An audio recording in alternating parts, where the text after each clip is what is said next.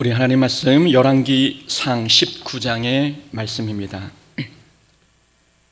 열왕기상 19장 1절부터 우리 좀 길지만 18절까지 함께 보겠습니다. 열왕기상 19장 1절부터 18절까지 말씀을 우리 한 절씩 교독하겠습니다. 아합이 엘리야가 행한 모든 일과 그가 어떻게 모든 선지자를 칼로 죽였는지를 이세벨에게 말하니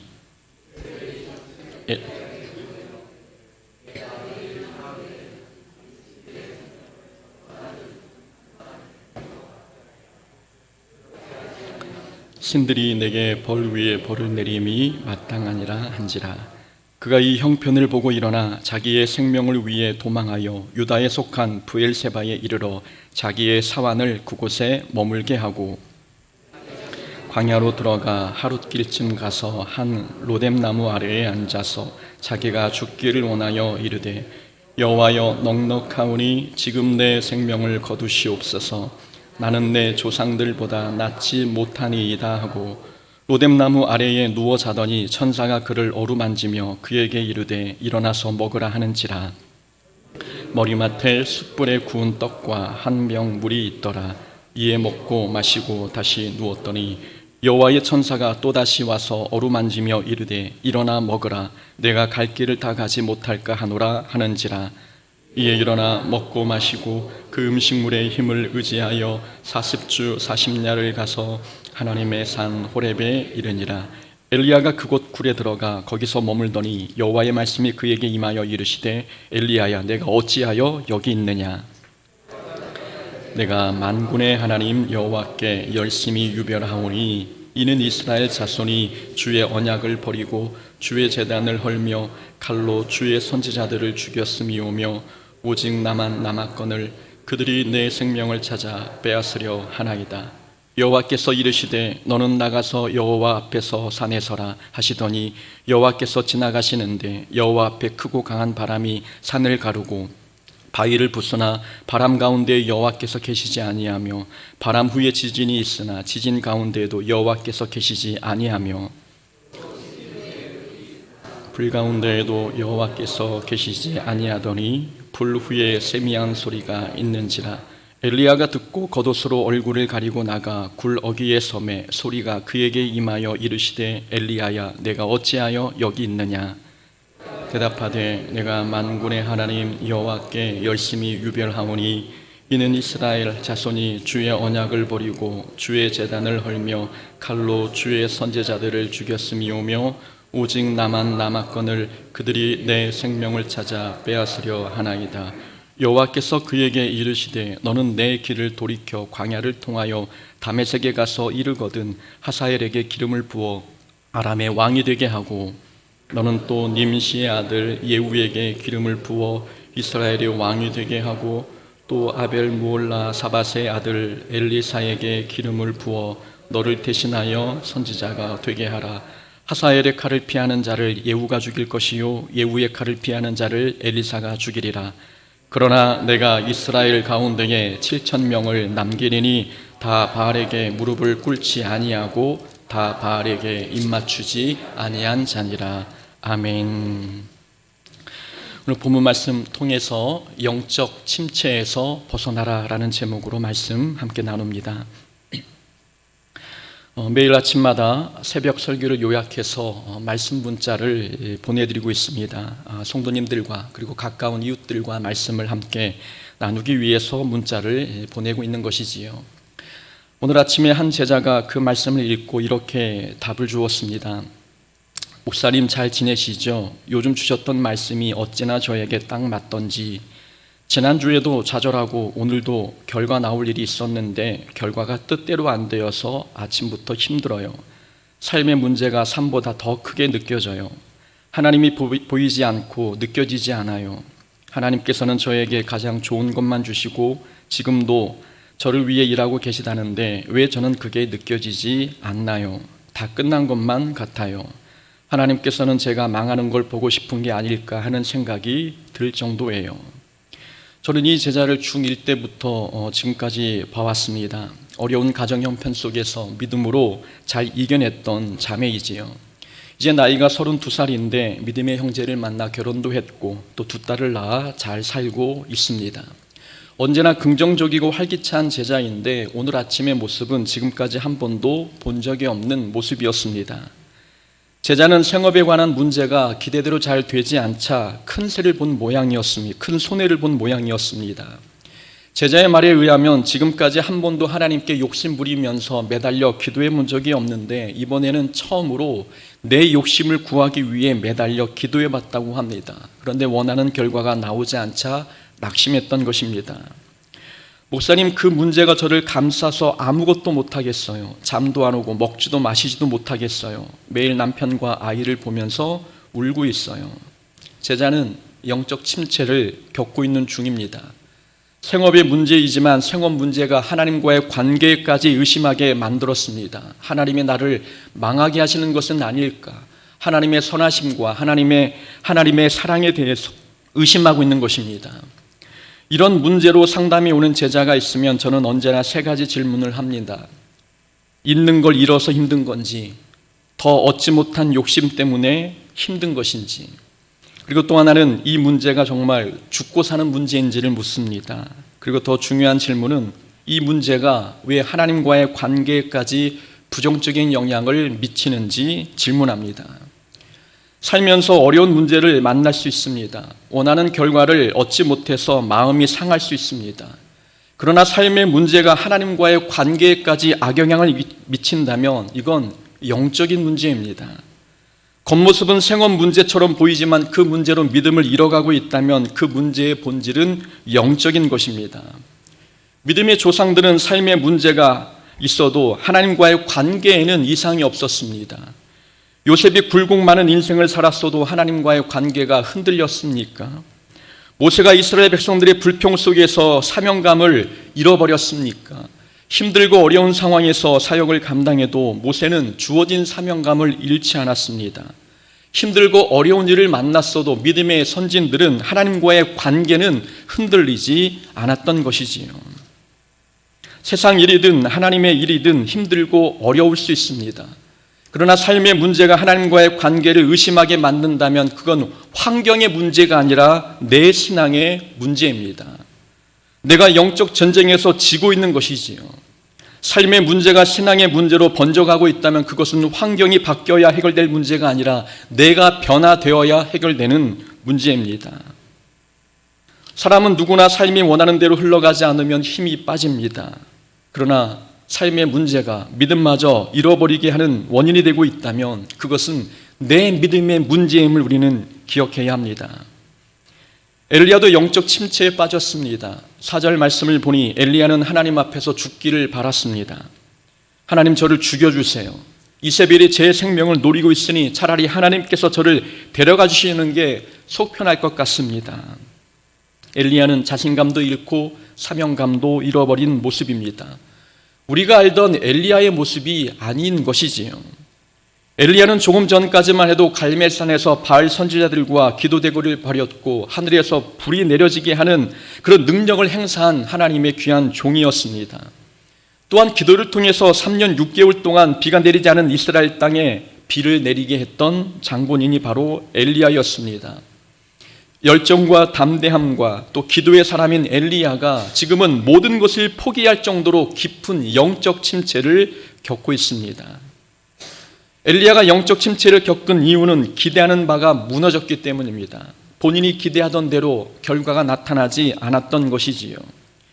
엘리야는 바알 선지자들과 대결해서 하나님의 살아계심을 보여주면 사람들이 변할 줄 알았습니다. 아합도 하나님의 살아계심을 깨닫고 하나님께 돌아오고 이 북이스라엘에 영적 부흥이 일어날 줄 알았습니다.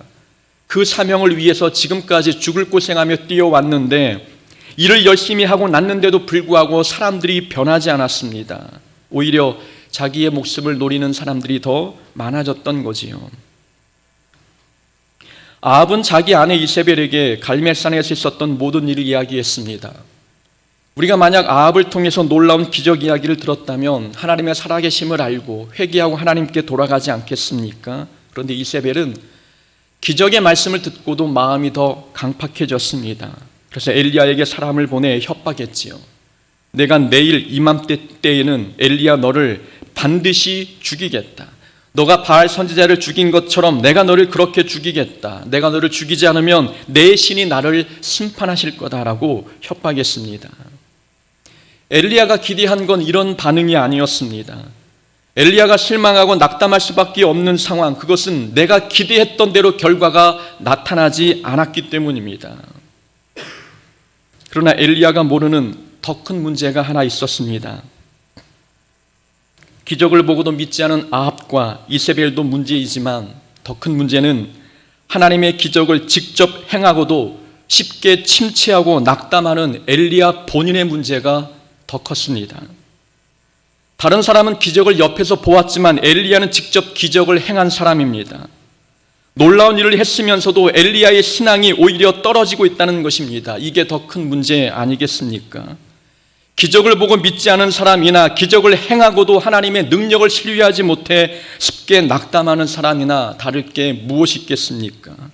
문제는 아합과 이세벨이 아니라 작은 문제에도 시험에 빠지고 있는 내 자신이 더 큰 문제인 것입니다. 기적을 행하고도 작은 시험에 넘어진다는 것은 그 기적을 행하는 능력을 통해서 믿음이 성장하지 않았다는 증거 아니겠습니까? 하나님의 일을 하면서 모든 사람이 내 편이 될 것이라고 생각하는 것 착각입니다. 하나님의 일을 감당하면 감당할수록 반대의 세력들이 많이 있는데 문제는 그 반대의 세력들을 보면서 내가 낙담하고 낙심하고 시험에 드는 것, 그 모든 상황을 견딜 만한 믿음이 나에게 생기지 않았다는 것이 더 큰 문제 아니겠습니까? 신앙생활에서는 목적이 중요합니다. 사람들은 결과를 만들어내는 것을 신앙생활의 목적으로 삼습니다. 열심히 사역하는 것도 무엇인가 하나님의 귀한 사명을 감당함으로 인하여서 공동체가 변하고 사람이 변화되는 것, 눈에 보이는 어떤 변화를 신앙생활의 목적에 둘 때가 많습니다. 그런데 우리가 열심히 사역하는 이유는 그 사역을 통해서 하나님과 가까워지기 위함입니다. 신앙생활의 목적은, 사역의 목적은 그 사역을 통해서 하나님과 친밀해지는 것이고 내 믿음이 성장하는 것입니다. 엘리야가 놀라운 능력을 보였습니다. 기적이 나타나고 이적이 드러났습니다. 그런 사명을 감당했던 엘리야가 사람이 변하지 않는다고 낙심했습니다. 사람이 바뀌지 않는다고, 사람이 내 편이 되지 않는다고 실망하고 영적 침체에 빠져 있는 이 모습을 보았을 때 엘리야의 신앙생활의 목적은 과연 무엇이었다는 말씀입니까? 열심히 우리가 신앙생활을 했다면 다른 사람이 변화됐는가를 보기보다도 내가 그 신앙생활을 통해서 얼마나 믿음이 성장했는가를 바라봐야 하는 것입니다. 2주 전에 고흥읍에 개척을 했다면서 인사차 찾아온 목사님이 계셨습니다. 우리 통합 측 목사님이었는데 41살의 젊은 목사님이었지요. 그 목사님은 망막 색소 변성증에 걸려 시야를 점점 잃어가고 있는 분이었습니다.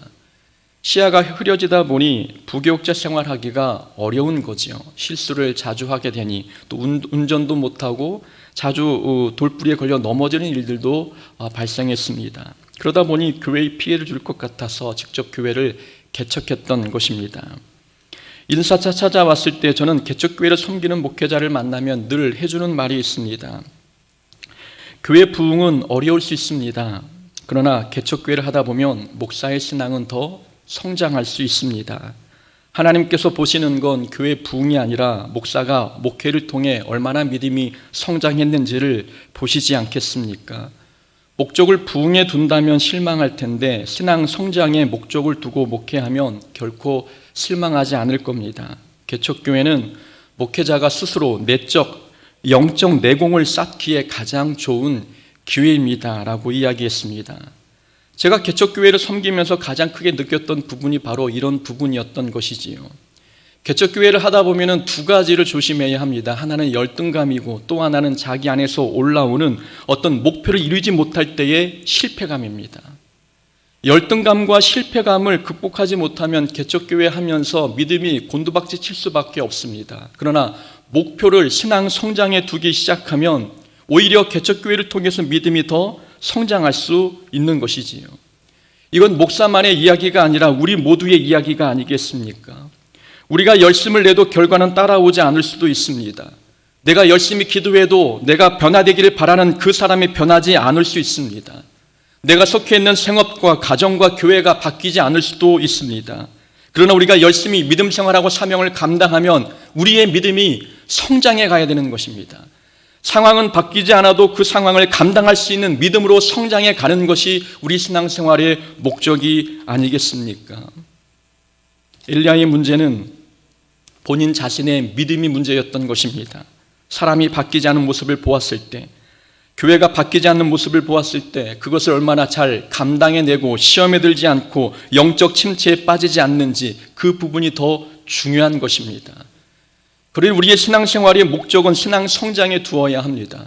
우리가 열심히 사명 감당하는 이 사역의 목적도 내 신앙 성장에 두어야 합니다. 하나님과의 관계가 가까워지게 노력한다면 우리는 사람이 변하지 않아도, 공동체가 바뀌지 않아도 우리 스스로 시험에 들지 않을 수 있는 것입니다. 5절 보니까 엘리야가 하나님께 온갖 불평을 토로하고 잠이 들었습니다. 그때 하나님께서 천사를 보내 엘리야를 어루만지시면서 먹을 것을 주셨습니다. 일어나 먹으라. 내가 갈 길을 다 가지 못할까 하노라. 엘리야는 가야 할 길이 더 아직 남아 있었습니다. 그 말씀은 아직 해야 할 사명이 더 남아 있다는 뜻입니다. 그런데 엘리야는 포기하고 주저앉아 있었습니다. 하나님께서는 그런 엘리야를 다그치시거나 책망하지 않으셨습니다. 음식을 제공해 주시고 힘을 내서 더 사명 감당할 수 있도록 힘을 북돋아 주셨습니다. 엘리야는 음식을 먹고 힘을 내서 40주야를 걸어 호렙산에 도착했습니다. 엘리야가 호렙산 굴에 들어갔더니 하나님께서 말씀하셨습니다. 9절이지요. 하나님께서 물으시기를 엘리야야, 내가 어찌하여 여기 있느냐? 다른 성경 버전을 보면 이런 의미입니다. 엘리야야, 너가 지금 여기서 무엇을 하고 있느냐 물으셨습니다. 엘리야는 하나님의 질문에 이렇게 대답했습니다. 하나님, 아합과 이세벨이 여호와의 선지자들을 칼로 죽였습니다. 저는 동역자 없이 홀로 남아있는 상태이고 지금 그들이 내 생명도 빼앗으려고 혈안이 되어 있습니다 라고 대답했습니다. 그런 대답을 듣고도 하나님은 다시 13절에서 또 물으셨습니다. 엘리야야, 내가 어찌하여 여기 있느냐? 분명 엘리야는 하나님께 왜 여기 있는지 이유를 설명해 드렸는데 하나님은 그 이유를 듣고도 다시 물은 겁니다. 엘리야야, 내가 왜 여기 있느냐? 여기서 무엇을 하고 있느냐? 하나님께서 설명을 들으셨음에도 불구하고 다시 재차 물으신 이유가 있습니다. 엘리야는 여기 있으면 안 되는 사람이었기 때문입니다. 엘리야는 합당한 이유가 있어서 숨어 있다고 생각했습니다. 그래서 두 번이나 같은 대답을 했지요. 사람들이 하나님 제 목숨을 찾습니다. 그러나 하나님이 보실 때는 그런 이유가 있다 할지라도 그 이유가 엘리야가 있어야 할 자리에 있지 않고 여기 있어야 할 이유는 결코 아니라고 생각한 것입니다. 내 생각에는 합당한 이유가 있어서 여기 숨어 있다고 생각했는데 하나님이 보실 때에는 그런 이유로 숨어 있을 만한 이유가 되지 않는다 말씀하시는 것입니다. 내 생각에 합당하다고 생각한 이유가 하나님께는 핑계가 되고 있는 것입니다. 사람들은 자신이 아무것도 하지 않고 가만히 있는 것, 그럴 만한 이유가 있다고 생각합니다. 하나님, 제가 열심히 했는데 사람들이 변하지 않습니다. 내가 열심히 했는데 오히려 고난이 찾아왔습니다. 그래서 제가 해야 할 일이 있어도 하지 않고 이렇게 손을 놓고 있습니다. 당당하게 이유를 설명하지만 하나님이 보실 때에는 합당한 이유가 아니었습니다. 그건 우리의 핑계였습니다. 사람들은 사명감이라는 것이 자기 마음대로 일을 하고 안 하고를 결정할 수 있다고 생각하는 것 같습니다. 사명감은 목숨을 걸고 하는 것입니다. 조금 힘들다고 포기하고 사람들이 내 편이 아니라고 내려놓는 것, 이건 사명감이라 말하기 어렵습니다. 모든 사람이 내 편이 되어지고 환경이 잘 갖춰져 있다면 거기서는 누구나 할 수 있습니다. 사명감이 없어도 행할 수 있는 것이지요. 하나님께서 우리에게 맡겨주신 사명은 결코 쉬운 일이 아닙니다. 우리는 내 편이 없는 곳을 믿음으로 뚫고 가야 하는 십자가의 사명을 받은 사람들입니다. 사명감을 갖지 않고는 결코 걸어갈 수 없는 길이 신앙생활 아니겠습니까? 우리는 힘들 때마다 이 핑계 저 핑계를 대면서 이런 핑계라면 내가 일을 하지 않아도 하나님도 이해하시겠지라고 생각하는 것, 그것은 우리만의 착각입니다. 그래서 우리는 늘 우리가 서 있는 자리를 확인해야 합니다. 지금 내가 이러고 있는 게 맞는 것인지, 해야 할 일이 눈에 보이는데도 마음에 들지 않는 이유가 있다고 해서 손 놓고 있는 게 과연 하나님 보실 때에도 옳은 일인지를 생각해야 합니다. 믿음이란 하나님께서 원하시는 자리에 서 있는 것입니다. 잘하든 못하든 하나님께서 원하시는 자리에 서서 그 자리를 지키는 것이 사명이고 믿음입니다.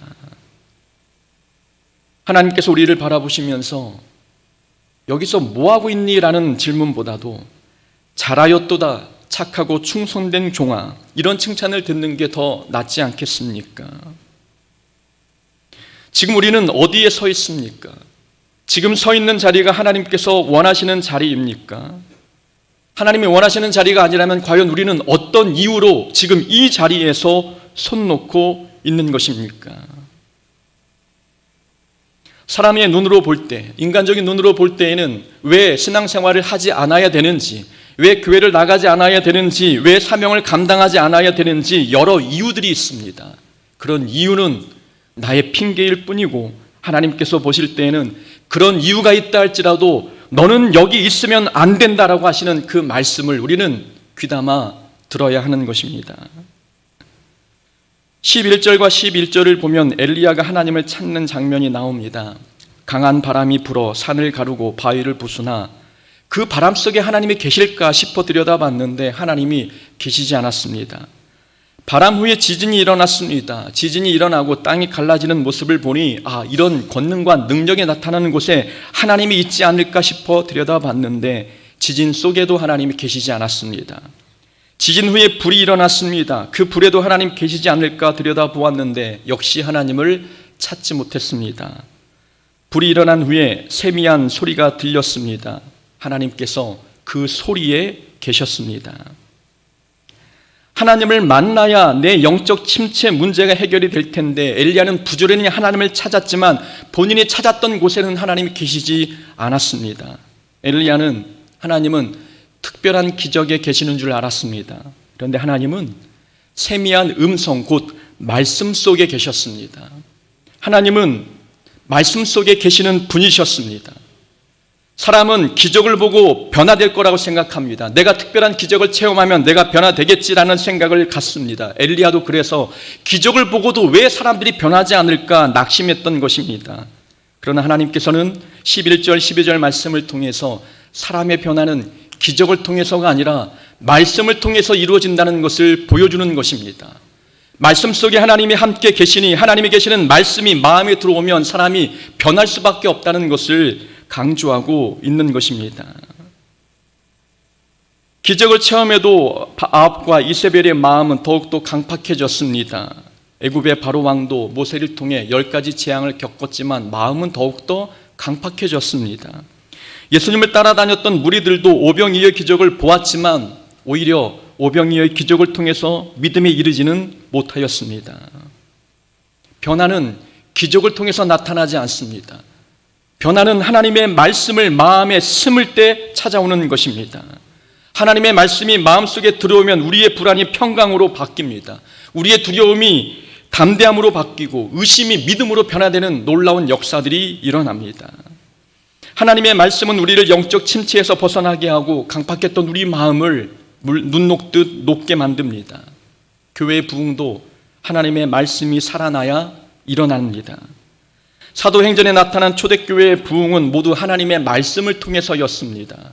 하나님의 말씀이 선포되자 사람들이 3,000명, 5,000명 모여들기 시작했던 것, 하나님의 말씀이 개인과 교회와 공동체를 변화시킴을 우리에게 보여주고 있는 것입니다. 우리가 변하려면 말씀을 가까이 해야 합니다. 하나님의 말씀을 마음에 담아둘 때 진정한 변화가 나타나는 것입니다. 15절부터의 내용이 하나님의 말씀에 답이 있다는 것을 우리에게 보여주고 있습니다. 하나님께서는 엘리야에게 새로운 사명을 맡기셨는데 그 중에 하나가 예후에게 기름을 부으라는 말씀이었습니다. 아합 왕의 뒤를 이어 북이스라엘의 왕이 될 사람이 바로 예후였습니다. 하나님께서는 예후에게 기름을 부으라고 말씀한 거죠. 그리고 이스라엘에 7,000명의 하나님의 선지자가 있음을 말씀해 주셨습니다. 엘리야가 홀로 남아 있는 줄 알았는데 하나님께서는 7,000명의 선지자를 남겨주셨습니다. 하나님의 말씀을 들어보니 하나님께는 모든 계획이 이미 있으셨습니다. 엘리야는 왜 사람이 변하지 않는지 실망했습니다. 그러나 하나님께는 계획이 있었습니다. 아합을 패하시고 다른 왕을 세울 준비를 하고 계셨던 것입니다. 엘리야가 다른 선지자가 모두 죽고 혼자 남은 일로 인해서 낙심했는데 말씀을 듣고 보니 하나님께서는 나를 위해 또 다른 동역자 7,000명을 남겨주셨습니다. 그 중에 엘리사가 있었고 훌륭한 엘리사가 엘리야의 뒤를 이어 후계자가 되었던 것을 우리에게 보여주지 않습니까? 하나님의 말씀에 모든 해답이 있었습니다. 하나님의 말씀에 해답이 있으니 영적으로 침체될 이유가 전혀 없었습니다. 엘리야는 하나님의 말씀에 답이 있다는 것을 모르니 상황이 원하는 대로 흘러가지 않자 낙심하고 낭망하고 침체했습니다. 말씀을 듣고 보니 엘리야가 고민했던 모든 문제가 하나님의 말씀 속에 들어있었던 것입니다. 내가 고민하고 걱정하는 모든 문제의 답이 하나님의 말씀에 있었던 것입니다. 우리는 영적으로 침체될 때 무엇을 해야 합니까? 상황을 보고 탓하며 불평하고 원망해야 되겠습니까? 영적으로 침체될수록 하나님의 말씀을 가까이 해야 합니다. 말씀 있는 자리에 나와서 말씀을 듣고 마음의 새김으로 인하여서 하나님께서 나를 위해 말씀 속에 어떤 답을 주셨는지 영적 귀를 열어 들어야 하는 것입니다. 다른 사람을 탓하기보다도 내 신앙에 문제가 있음을 고백하면서 하나님의 말씀 속에 답을 듣고 내가 문제였구나. 변하지 않는 저 사람이 문제가 아니라 그 상황을 받아들이지 못한 내 믿음이 문제였구나 라는 것을 말씀을 통해서 깨달아야 하는 것입니다. 올 한 해 우리 뜻대로 삶이 흘러가지 않아도 침체되지 않기를 원합니다. 더욱더 말씀을 붙들고 말씀 속에 답을 얻어가면서 오히려 믿음이 더 성장해가는 큰 은혜를 경험하는 복된 한 해 되기를 주의 이름으로 축원합니다. 아멘.